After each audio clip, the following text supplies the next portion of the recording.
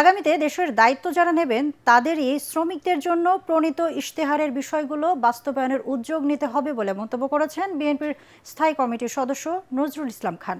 সকালে রাজধানীর বাংলাদেশ ট্রেন মৈত্রী সম্মেলন কেন্দ্রে শ্রমিক অধিকার জাতীয় অ্যাডভোকেসি অ্যালায়েন্স আয়োজিত রাজনৈতিক দলগুলোর কাছে শ্রমিক ইশতেহার উপস্থাপন উপলক্ষে অনুষ্ঠিত জাতীয় অংশীজন কনভেনশনে তিনি একথা বলেন।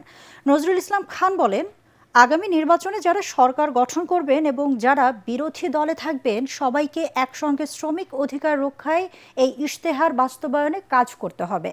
তিনি জানান, দেশে প্রায় 7.5 কোটি শ্রমজীবী মানুষ রয়েছে যাদের অধিকার সুরক্ষার লক্ষ্যে সকল রাজনৈতিক দল ও অংশীজনের পরামর্শে এই শ্রমিক ইশতেহার প্রণয়ন করা হয়েছে।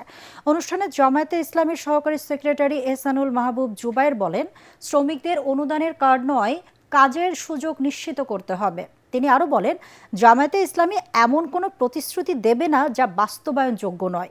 এ সময় অন্যান্য রাজনৈতিক দলের নেতারাও শ্রমিকদের সুরক্ষা এবং ন্যায্য অধিকার নিশ্চিতের বিষয়ে গুরুত্ব আরোপ করেন।